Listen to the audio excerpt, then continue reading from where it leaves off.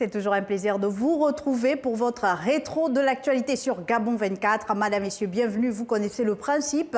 Les journalistes de notre rédaction vont se succéder ici sur ce plateau durant une cinquantaine de minutes. Avec eux, des experts, notamment un député français, vont également commenter l'actualité dense de ce mois d'avril, dont voici les faits majeurs qui ont retenu notre attention. La République en marche, le nouveau à l'Élysée.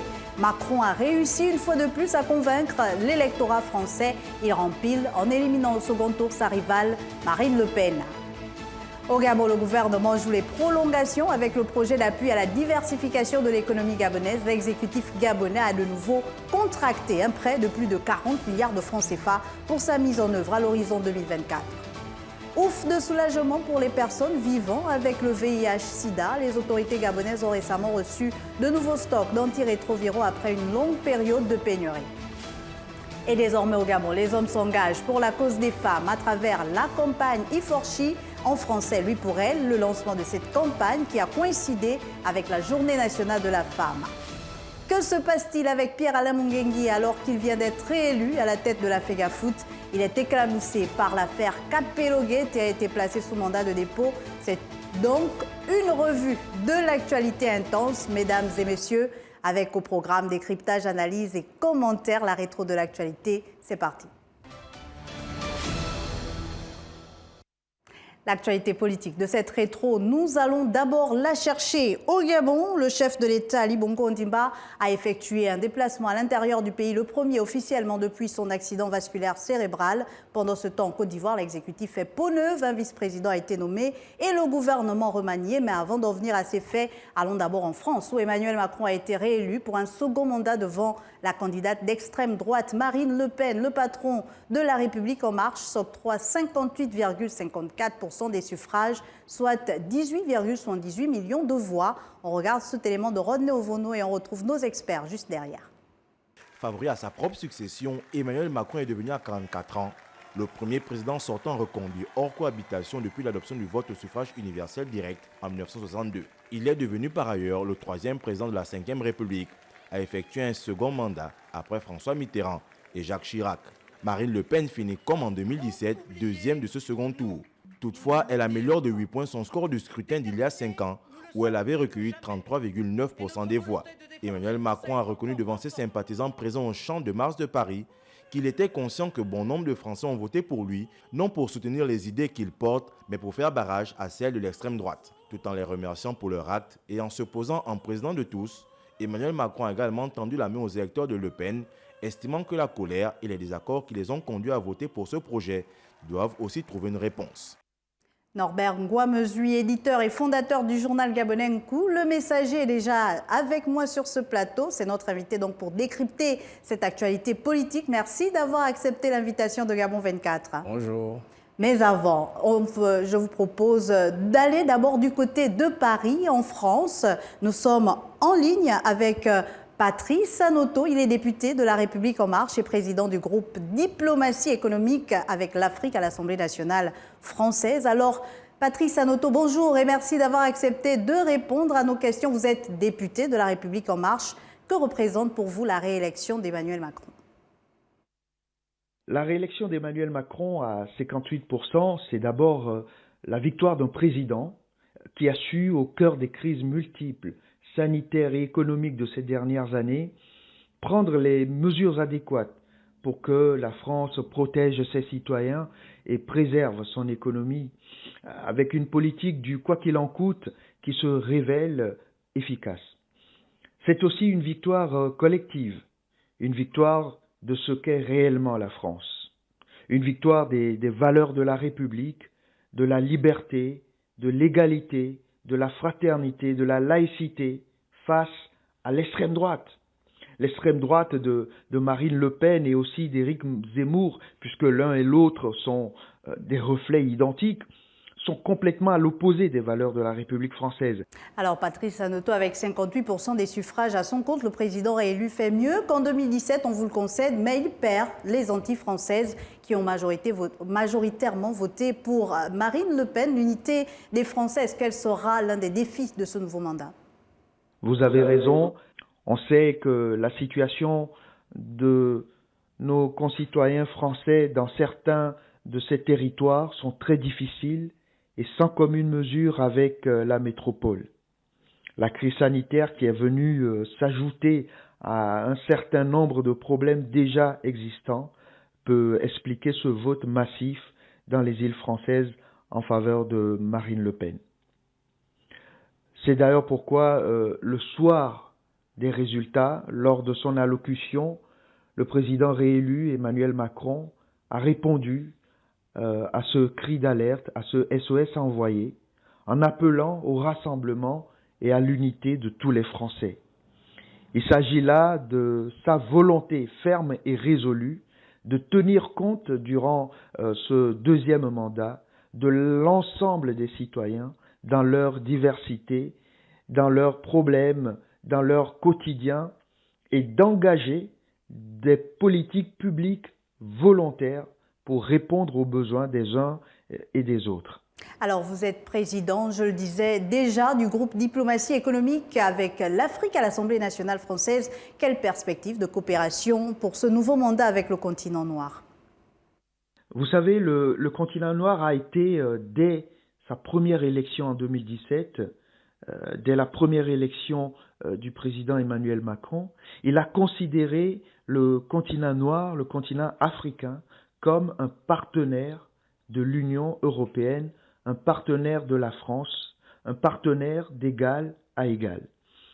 Preuve en est des multiples déclarations et des multiples dispositifs qui ont été mis en place pour accompagner, par exemple, l'entrepreneuriat des diasporas, pour des projets bilatéraux, pour des initiatives culturelles et économiques, les visas talents, par exemple.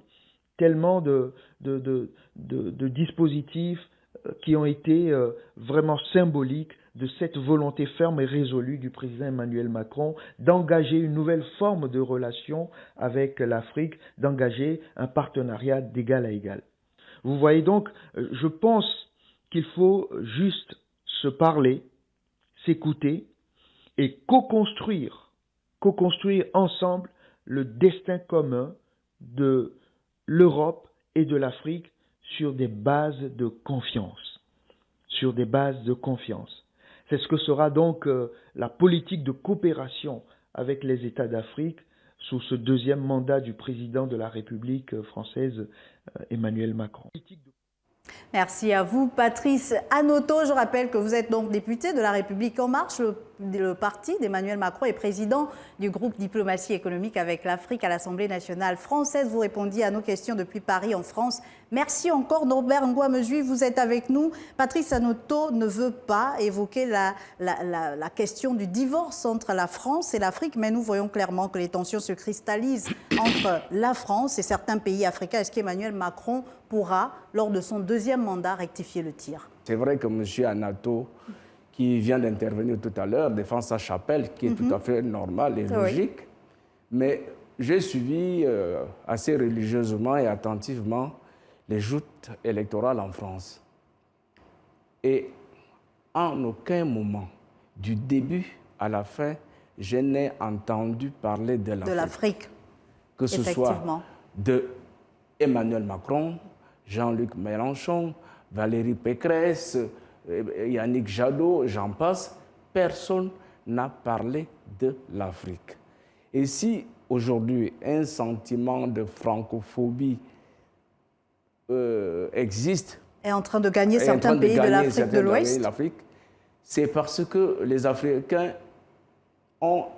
vivent mal ce paternalisme néocolonial qui consiste pour les Français à donner des leçons aux Africains, à leur dire avec qui doivent-ils coopérer économiquement, culturellement, financièrement. Les Africains ne supportent plus cela. Et je suis en désaccord total avec ce qu'a dit M. Hanoto tout à l'heure. Emmanuel Macron n'a pas mis frein à ce paternalisme sur tous les points de vue. Et c'est pour cela que j'ai fait exprès de souligner que dans les joutes électorales françaises récentes, et cela continue puisqu'ils en sont aux élections législatives, l'Afrique n'est pas au centre des débats. Elle ne pourrait l'être, les Français.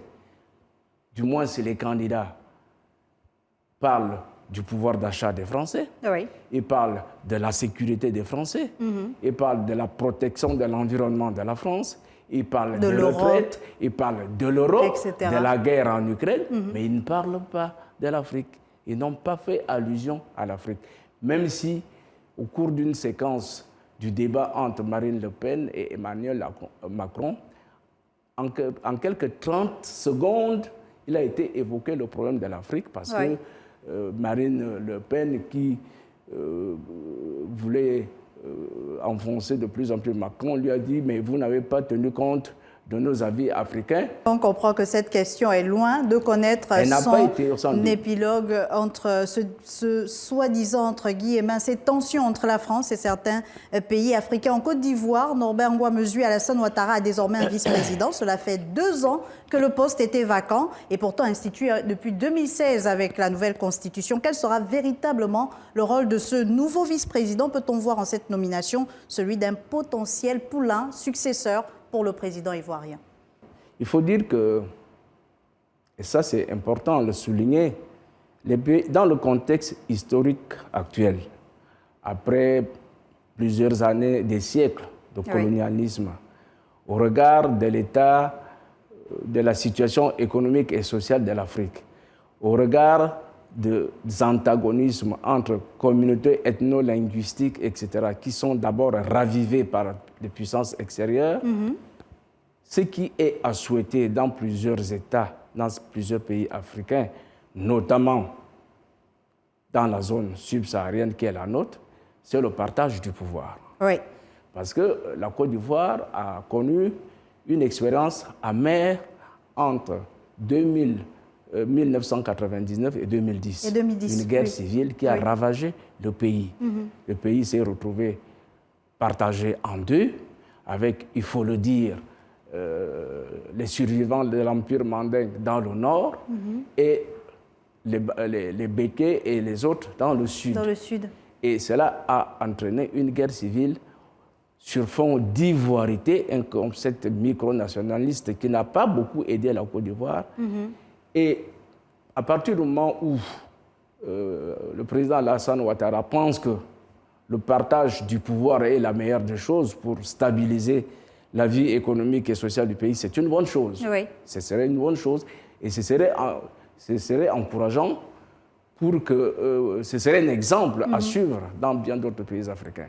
On aurait voulu poursuivre sur cette question, Norbert Ngoy-Mezue, mais on essaye d'avancer un peu plus vite dans nos échanges avec la question politique également. Au niveau du Gabon, Ali Bongo Ondimba, lui, a effectué un déplacement à l'intérieur du pays, précisément dans la province de Logoué-Vindo, le premier déplacement officiel depuis son AVC, une belle façon de communier avec son peuple. Bien, je suis de ceux qui épouse le principe selon lequel les faits sont les seuls critères de la vérité. Oui. Vous l'avez rappelé tout à l'heure, le président Ali Bongo a eu un accident, une maladie, comme cela peut arriver à tout le monde. Et suite à cet accident vasculo-cérébral, beaucoup l'ont vite enterré. Ce qui est vrai, c'est qu'à la tête de l'État gabonais, il y a un président qui s'appelle Ali Bongo Ondimba, et c'est ce dernier qui s'est rendu à Makokou, au-delà du fait de présenter le nouveau secrétaire général de son parti qu'il venait de nommer. Il fallait aussi montrer à cette population de Logoué-Vindo que c'est lui qui continue à détenir les rênes de l'État. Ali Bongo Ondimba qui, juste après, s'est rendu à Rome et a été reçu par sa sainteté, le pape François. Et comme on l'a vu sur les écrans de télévision, c'est toujours la preuve qu'il est là. Si d'aucuns veulent le combattre, il faut qu'ils sachent qu'il est là. Si d'autres veulent le rejoindre, il faut qu'ils sachent qu'il est là. Mais le président de la République, que ce soit à Makokou ou à Rome, s'appelle celui qui représente le Gabon à l'intérieur, qui signe au nom du Gabon à l'intérieur comme à l'extérieur, c'est Ali Bongo Ondimba. Merci beaucoup. Merci beaucoup à vous, Norbert Ngoy-Mezue. Merci pour la pertinence de votre analyse. Et je vous propose donc de passer rapidement aux questions économiques, puisque nous avons fini avec ce volet politique. Nous poursuivons avec le volet économie de cette émission, des avancées dans le secteur maritime, avec la 100e ratification de la Convention du travail maritime au Gabon. En revanche, le projet d'appui à la diversification de l'économie gabonaise piétine. La Banque africaine de développement a consenti un prêt de plus à l'État gabonais en rallongeant de 2 ans ce projet. Avant de commenter donc ces deux actualités, je vous propose de suivre cet élément qui revient sur l'ouverture d'une conférence internationale co-organisée par la Commission de la Communauté économique et monétaire de l'Afrique centrale, la CEMAC, sur le thème « Les enjeux et instruments de l'intégration régionale en Afrique centrale ». On retrouve juste derrière notre spécialiste économie maison Modeste Koma. La thématique est explicite. Les enjeux et instruments de l'intégration régionale en Afrique centrale. L'objectif de cette conférence est de poursuivre avec la commission de la CEMAC la réflexion sur l'intégration régionale en Afrique centrale et de soutenir la recherche académique africaine sur ce sujet. On va retenir, je pense, sur les 3 thèmes de la conférence qu'il faut essayer d'avoir des indicateurs adaptés aux objets que l'on recherche, c'est-à-dire des indicateurs sur les besoins d'intégration régionale, sur les engagements des pays en matière d'intégration régionale, afin de pouvoir guider la politique en fonction de ses besoins et de ses performances. Une conférence qui se tient, comme l'a souligné le professeur Daniel Onaondo, président de la commission de la CEMAC, dans un contexte profondément marqué par la pandémie de la Covid-19 et la crise en Ukraine, dont les effets négatifs ont bouleversé toutes les certitudes et lancé à la sous-région un défi énorme, celui de se réinventer et de s'inscrire dans une nouvelle dynamique de solidarité. Et nous pensons effectivement que l'intégration régionale représente une des réponses adaptées à la résolution de ces crises. Pour une raison simple d'abord, plus on est nombreux, mieux on se protège. Unis, on est fort. Seul, on n'est pas fort. C'est d'autant plus que les économies, comme je l'ai dit dans mon intervention, ce sont des économies de petite dimension. Il est évident qu'on ne peut pas avoir des économies d'échelle. Nous avons intérêt à nous mettre ensemble. C'est pourquoi cette conférence est venue à point nommé dans un contexte particulier, de nous rappeler à notre obligation d'intégrer nos économies régionales. C'est d'autant plus que le commerce interafricain, aujourd'hui en Afrique centrale, représente pas grand-chose. Pour la première journée, la conférence a été organisée en 3 sessions, chacune débutant par un ou plusieurs exposés thématiques, suivis par un temps de commentaires par un panel de personnalités qualifiées. La journée de vendredi sera quant à elle ponctuée par une table ronde sur comment les partenaires techniques et financiers peuvent-ils contribuer à l'intégration régionale. Modeste Koma qui est déjà avec moi sur ce plateau. J'espère que vous êtes d'attaque pour évoquer ces sujets qui vous passionnent tant puisqu'on parle d'économie. Un véritable plaisir de toujours parler du chiffre avec vous, Marielle. Alors, je n'ai pas envie de revenir sur le thème de cette conférence que vous avez couvert, Modeste, quoi qu'évocateur, mais sur la pertinence de tenir cette conférence dans la capitale gabonaise. Est-ce que l'heure est encore à la réflexion ou à l'action ? C'est là toute la problématique, Marielle. Est-ce qu'aujourd'hui, il faut encore se réunir pour parler de l'enjeu de l'intégration régionale? Est-ce qu'il faut encore se réunir pour parler des défis qui nous attendent? L'heure est grave. Oui. On sort d'une crise telle que celle de la Covid-19.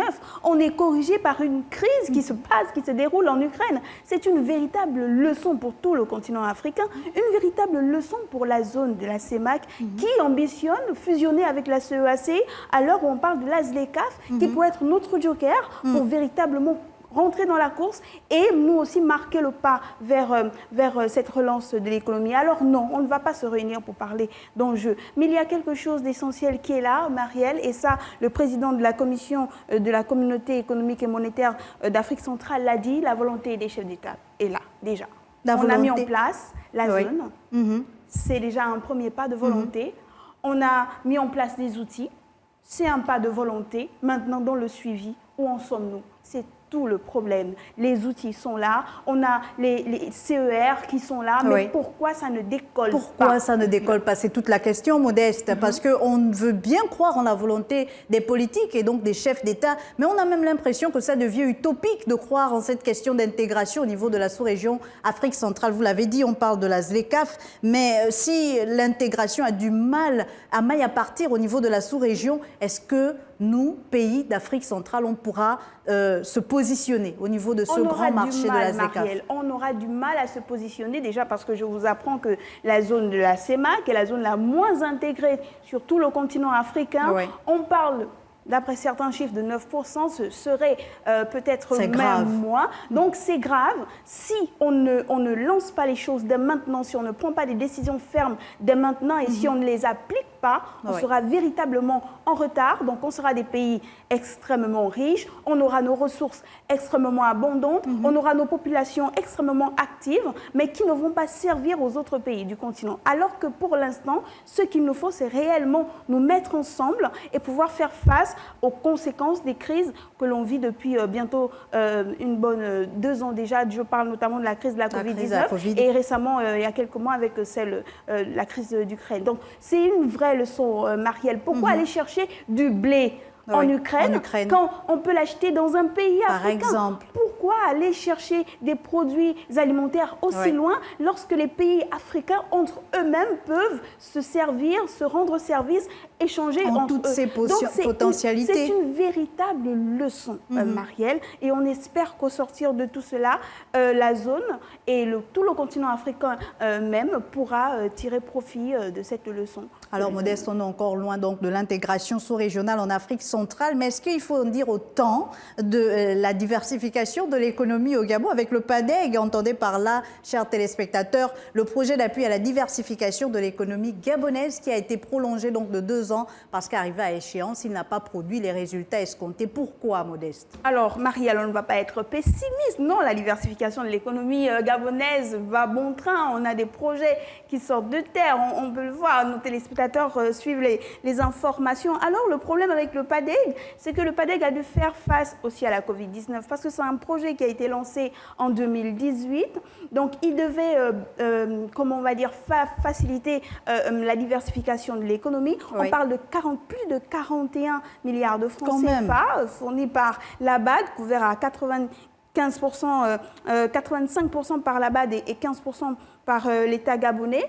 Pour être même précis, parce que 41 milliards, c'est vague, on va dire 41 milliards 155 millions 332 541 francs. J'ai quand même envie de rapidement vous poser la question, parce que quand on parle de chiffres modestes, moi, il y a plusieurs zéros qui arrivent là dans ma tête. Avec tout cet argent, est-ce qu'il n'y a pas le risque de surendettement pour le Gabon? Il n'y a pas de risque de surendettement, Marielle. Pourquoi? Parce que cet argent va servir à booster la diversification de l'économie. Donc, ce n'est pas de l'argent qu'on prend pour aller laisser dans des caisses. C'est de l'argent qu'on va aller prendre pour mettre dans des projets qui vont nous aider à véritablement renforcer les caisses de l'État pour ensuite pouvoir rembourser l'argent aisément. Donc, le PADEG a pris du retard parce que, je le disais, il y a eu la Covid-19, les résultats sont minimes. On se dit, laissons-nous encore 2 ans pour réellement redéfinir les projets phares, parce que là, c'est le rôle du comité de pilotage, redéfinir la liste des projets phares en accord avec le PAT, et là, sortir un PADEG qui sera dynamique et prêt à véritablement faire face à cette période difficile. Alors, rapidement, pour terminer, Modeste, avec vous, la Convention du travail maritime a eu sa 100e ratification. Qu'est-ce que ça représente, surtout que nous sommes en pleine fête du travail?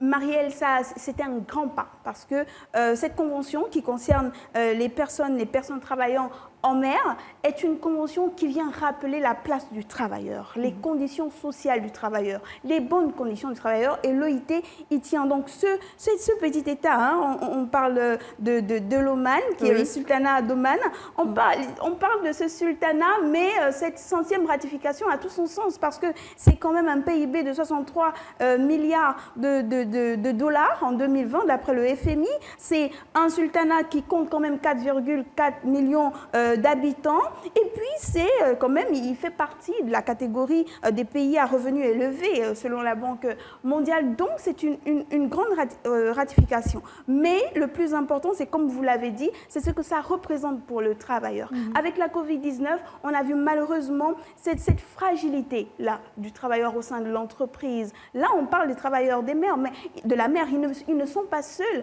Il y a ceux qui sont dans d'autres secteurs. Donc cette ratification vient rappeler à l'ordre tous les employeurs et leur dire que même si on est en période de crise, même si on veut faire profit, même s'il faut parler de relance de l'économie, même s'il faut parler de dynamisme, au cœur de tout cela, il y a l'être humain. Et cet être humain, il faut respecter ses conditions de travail, il faut respecter ses conditions sociales et ses besoins. Très important, Modeste. Merci à vous pour la précision et la dextérité de vos propos. Votre passion pour les chiffres m'impressionne à chaque fois. Je vous le répète, à chaque fois sur ce plateau. plateau. Vous êtes une passionnée, c'est contagieux. Merci encore. Et c'est avec vous que nous refermons cette première partie de notre rétro de l'actu. On se retrouve après la pause pour la deuxième partie.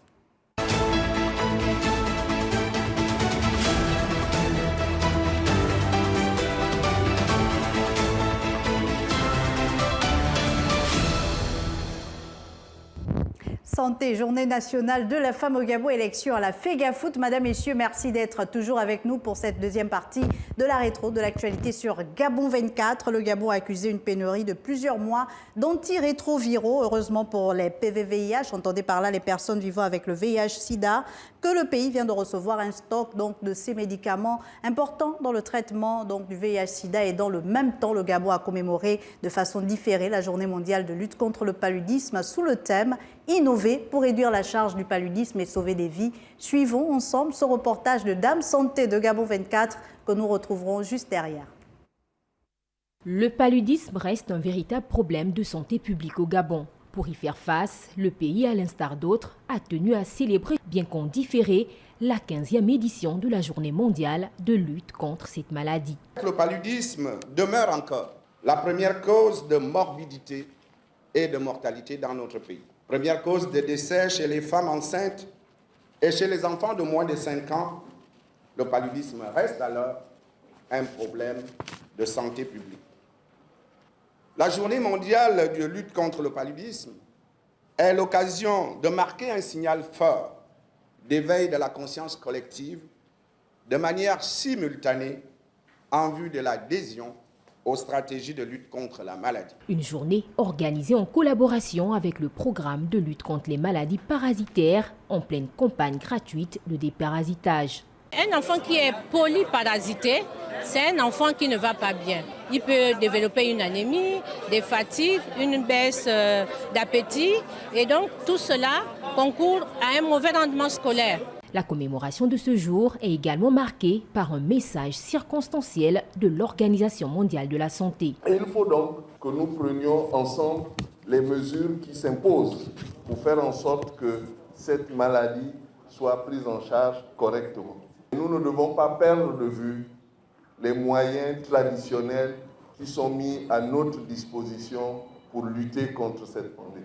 La lutte contre le paludisme reste l'une des priorités du gouvernement gabonais pour une population en bonne santé.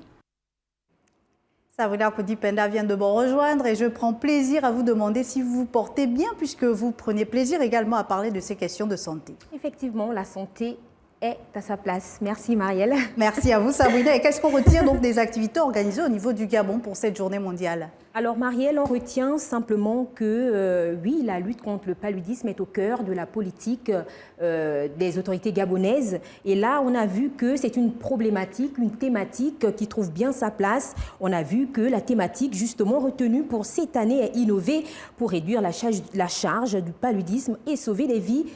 Et comment est-ce qu'on va innover? On va innover selon l'Organisation mondiale de la santé en utilisant le vaccin RTSS, un vaccin, Marielle, qui, rappelons-le, a déjà été utilisé à grande échelle dans plusieurs pays africains. C'est notamment le cas du Ghana, du Malawi, du Kenya et tout récemment du Niger. Et vous allez certainement me poser la question. Est-ce qu'il est déjà au Gabon? Est-ce qu'il est disponible au Gabon? Est-ce qu'on a déjà des stocks de ce sérum? Malheureusement, il n'est pas encore là au Gabon, mais les autorités du pays rassurent, il sera là et parlent effectivement de l'année 2023. Mais alors, donc, comment on innove en 2022, Sabrina, avant que vous ne poursuiviez? Comment on innove pour revenir sur ce thème? Quand on sait qu'au Gabon, il y a encore plusieurs personnes qui meurent de cette pathologie, notamment des enfants, et quand on n'a pas encore accès au vaccin, comment on innove?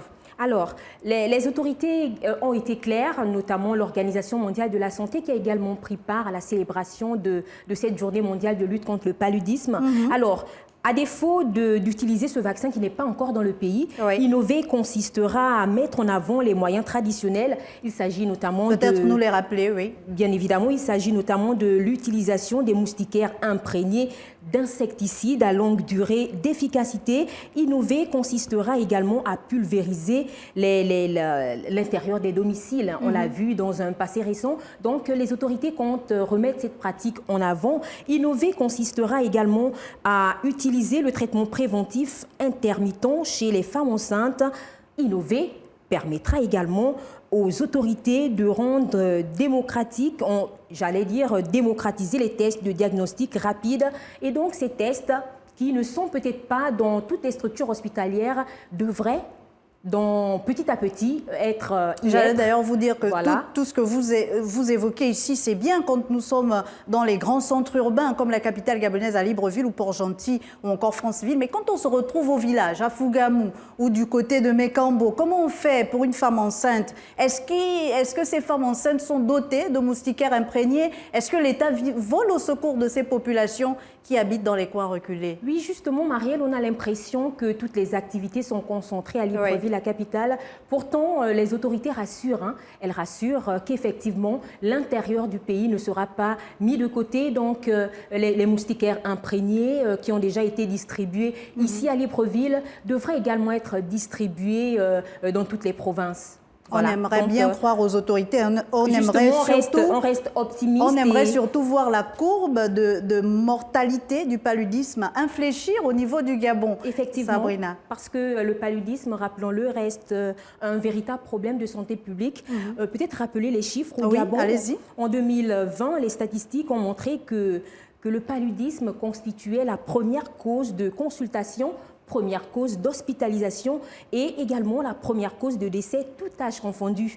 Et au cours de cette année, on comptait près de 130 000 cas de paludisme qui ont été recensés. Alors Sabrina, un autre mal rapidement qui touche également le Gabon, c'est celui du VIH-Sida. Et on a déjà un ouf, les antirétroviraux sont arrivés au niveau du Gabon. Vous confirmez d'ailleurs cette information? Oui, je confirme, Marielle. Il y a une partie des antirétroviraux qui est là, dans le pays. Pourtant, une partie. Alors les autorités rassurent que cette partie est là, mais elles devraient encore ramener l'autre partie. Et donc là, on devra malheureusement attendre. Les personnes vivant avec le VIH n'auront pas d'autre choix que d'attendre parce qu'il s'agit quand même d'un long processus. Mais Sabrina Koundipenda, comment vous demandez à ces personnes vivant avec le VIH-Sida d'attendre et comment même, j'ai envie de vous poser la question, on arrive à ce que les stocks soient épuisés quand on a eu récemment, et d'ailleurs nos reporters étaient sur place, on a vu des antirétroviraux stockés, mais qui étaient déjà arrivés à expiration, donc ils étaient périmés, on a dû les incinérer. Comment on arrive à ne pas gérer les stocks, à ne pas gérer également la répartition, la distribution de ces antirétroviraux? Alors Marielle, malheureusement, c'est la triste réalité, ça il faut le dire, mais je pense qu'il y a un manque d'anticipation qui se cache derrière. Ouais. Parce que je pense que si on anticipait les choses, cette pénurie n'allait pas à exister. Et donc, il y a ce manque qui est là. Et je pense que les autorités gagneraient mieux à revoir les stratégies mises en avant. Puisque gouverner, c'est prévoir. Bien évidemment. Donc, revoir ces stratégies pour qu'on n'arrive plus à la fin des stocks avant de relancer la demande, les commandes, si on peut le dire ainsi. Donc, ce serait mieux pour le pays d'anticiper pour ne plus avoir à vivre ce problème. Merci beaucoup à vous, Sabrina Koundipenda, pour votre professionnalisme. Et c'est une autre Sabrina qui va prendre votre place, puisque nous allons parler de la commémoration par le Gabon de la Journée nationale de la femme, une occasion donc pour le pays d'Ali Bongo Ondimba de mener une réflexion sur les acquis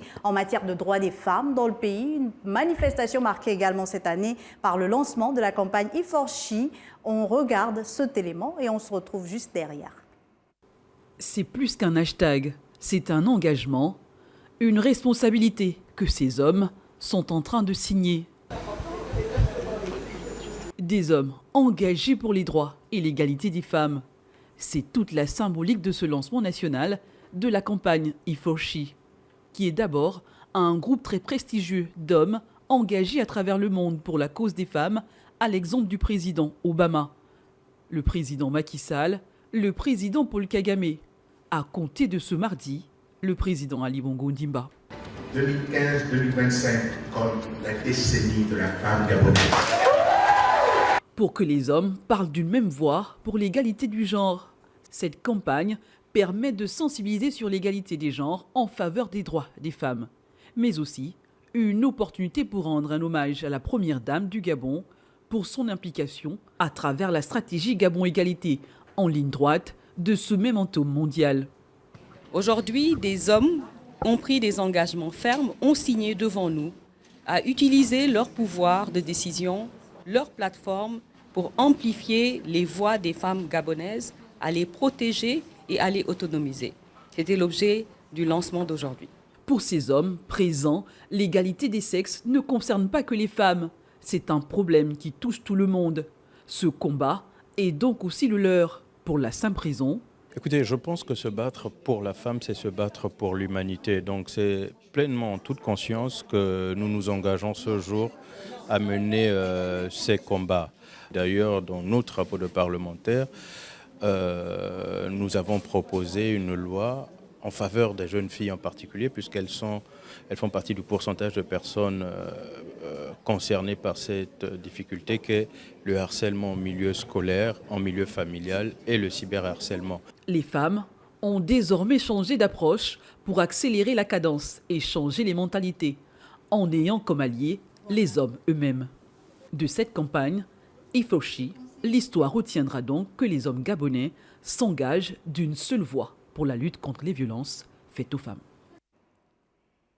Et vous avez reconnu la voix de Sabrina Massima qui m'a rejoint. Vous êtes vous-même une femme, Sabrina. Bienvenue déjà sur ce plateau. Merci Marielle. Mais alors, comment avez-vous vécu cette journée nationale de la femme? Alors, ça a été des mouvements, ça a été voilà, ce lancement Ifoshi, qui on retient évidemment que le président Ali Bongo Ondimba est un Ifoshi depuis le 19 avril de ce mois. Mais on peut quand même dire que Ali Bongo Ondimba était un Ifoshi depuis longtemps.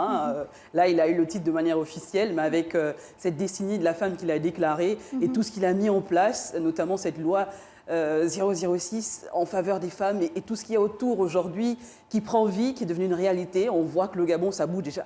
D'ailleurs, tous les projecteurs sont sur nous en ce moment. On se dit, mais au Gabon, les choses bougent. Enfin, avec plein de lois, des amendements et plein de choses autour de l'égalité de sexe. Et on voit que ça bosse quand même, ça travaille du côté du Gabon à ce niveau. L'égalité des genres, l'égalité des sexes, on y est. Le lancement de cette campagne, Sabrina, est donc un pas de plus pour le pays d'Ali Bongo Ondimba. Et on a vu que la réflexion a été menée à plusieurs niveaux. On a vu des femmes de médias également se retrouver. Qu'est-ce qu'on retient d'ailleurs de ce Café des médias auquel vous avez également pris part? La PIC, qui est cette association de professionnels de l'information et des communications, une jeune association qui a été mise en place il n'y a pas longtemps, mais qui également qui a son mot à dire, qui a bougé, qui a organisé un café des médias, un café autour une réflexion autour des femmes, de la place, de la position des femmes dans les médias. On retient avec d'ailleurs notre hôte qui était Patricia Ozungue, qui était notre hôte, et également cette jeune modératrice qui est également une dame des médias, Rudy Ombenet, tout à fait, donc qui a pris la parole et qui a surtout, c'était un partage d'expérience, on retient que c'était un partage d'expérience et on retient qu'il faut oser, les femmes des médias doivent oser, ne doivent plus être des simples présentatrices, mais créer des productions, mettre en place des émissions qui ont évidemment qui auront un impact dans la sphère médiatique. Voilà. Effectivement, la femme elle-même est également appelée à faire bouger les lignes en décidant de se positionner. Puisqu'on parle de femmes, il y a une qui s'est distinguée à travers une série une nouvelle série, actrice principale et productrice. Racontez-nous, Sabrina, un peu son histoire. Vous l'avez rencontrée. Et qui, La famille, ses secrets. C'est la série en ce moment qui a un écho favorable, il y a beaucoup d'engouement autour de cette série. On avait déjà vécu ce même engouement avec la série Mami Wata. La série Mami Wata, merci Marielle, tu as une bonne mémoire. La série Mami Wata. Et donc là, on y est, une nouvelle série avec vraiment tout ce qu'il faut pour intéresser les Gabonais, pour susciter également cette fierté nationale. On rappelle qu'elle est produite par cette jeune actrice et productrice Nelly Belval, qui joue le rôle principal dans la série elle-même, qui a voulu aller au front, se prêter au jeu, et pourquoi pas, on dirait que ça a marché pour elle. Donc c'est une série qu'on retient autour d'un thriller procédural, autour on va dire des faits. Après, on sait que la télévision, c'est la fiction, autour des faits qui se passent évidemment dans un tribunal réuni avec... On voit quand même une belle brochette d'acteurs, aussi bien gabonais, ivoiriens, congolais. C'est vraiment toute l'Afrique représentée. Une sorte de panafricanisme qui a été mise vraiment en valeur. Donc on a cette série également qui réunit aussi des influenceurs. On a vu des influenceurs dans cette série. On voit que la productrice elle-même a voulu donner la part belle un peu à tout le monde, de montrer des visages que les Gabonais plus ou moins connaissent et peuvent être touchés et également épris par ces personnages qu'ils connaissent, mais dans une autre facette cette fois-ci. On peut le dire comme ça. Donc voilà, c'est un tout petit peu ça. C'est un tout petit peu le résumé d'Eki que nous invitons d'ailleurs nos téléspectateurs à suivre. À suivre sur Canal+, évidemment. Oui. Sans faire la publicité. Merci beaucoup. Sabrina Massima, sauf si vous vouliez conclure. Oui, rajouter surtout un clin d'œil à cette productrice Nelly Belval et Linda Bongo, qui est l'auteur également, qui a coécrit cette série. Nadine Ochobogo, ce sont nos... Une réalisatrice ce sont nos réalisateurs qui on devrait de plus en plus mettre en valeur. Donc Nadine Ochobogo et également d'autres collègues ivoiriens, Alex Ogou et Boris Ogoué. On ne va pas citer les acteurs. Serge Abessolo et toute la panoplie d'acteurs. Merci beaucoup Sabrina Massima. Merci pour votre engagement pour les femmes et merci surtout d'être là pour elles. J'espère vous retrouver pour une prochaine rétro de l'actualité. On parle donc de sport pour la fin de cette émission avec une des histoires les plus rocambolesques que le pays ait connues et le mot est choisi à juste titre, mesdames et messieurs. Après sa réélection à la tête de la Fédération gabonaise de football, Pierre-Alain Mungengui a donc été arrêté et placé sous mandat de dépôt dans l'affaire de pédocriminalité qui éclabousse le football gabonais. Je vous propose de suivre cet élément de Rodney Ovono. On se retrouve juste derrière. C'est un véritable coup de tonnerre qui vient de s'abattre sur le président de la Fédération gabonaise de football. Pierre-Alain Mungengui, réélu le 16 avril 2022 à la tête de la FEGAFOOT, a été incarcéré à la prison centrale de Libreville, la capitale gabonaise. Selon un communiqué de la FEGAFOOT du 28 avril 2022, au terme de 6 jours de garde à vue à la Direction générale de la contre-ingérence et la sécurité militaire, le tribunal de première instance de Libreville a décidé d'envoyer le patron du football gabonais à la prison centrale, initialement pour 10 jours, délai à l'issue duquel pourrait être prolongée sa détention. Selon le quotidien gabonais L'Union Sonapresse, le président de la Fédération gabonaise de football continue de bénéficier de la présomption d'innocence, mais il est reproché à celui qui débute à peine son 3e mandat à la tête de la FEGAFOOT d'avoir gardé le silence face aux actes de pédophilie dénoncés par le journal britannique The Guardian. L'avocat du président de la Fédération gabonaise de football aurait, selon certaines sources, déposé une demande de liberté provisoire au profit de son client. Charles-Henri Gay a par ailleurs indiqué avoir présenté des garanties de représentation et le juge va statuer sur la demande de liberté provisoire.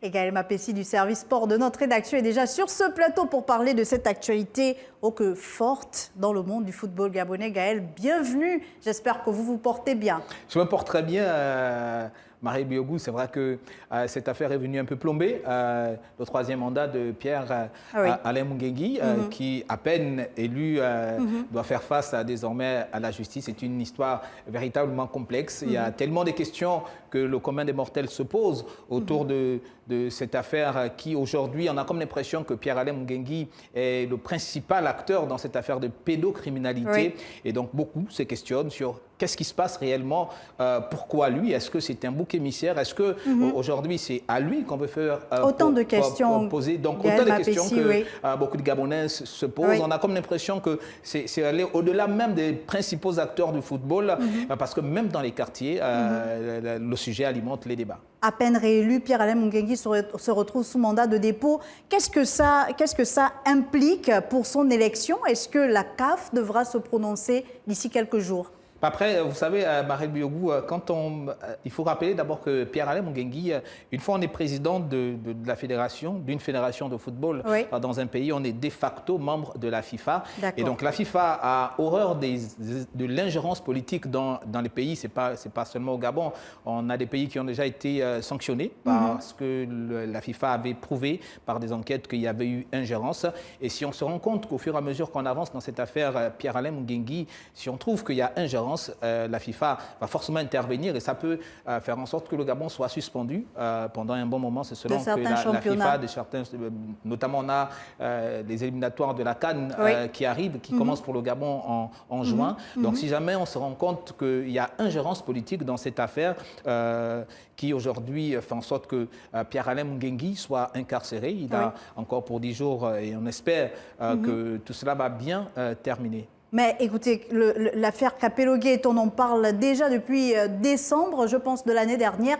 Est-ce qu'il ne fallait pas s'attendre à ce genre de scénario? Est-ce que Pierre-Alain Mungengui n'avait pas envisagé de traîner finalement ce boulet, puisque c'est sous sa présidence que cette affaire a été éclaboussée? C'est peut-être sous sa présidence que cette affaire a été éclaboussée, Marie Biogou, mais si on s'en tient au journal The Guardian qui a fait éclater l'affaire, c'est une histoire qui dure d'il y a 30 ans.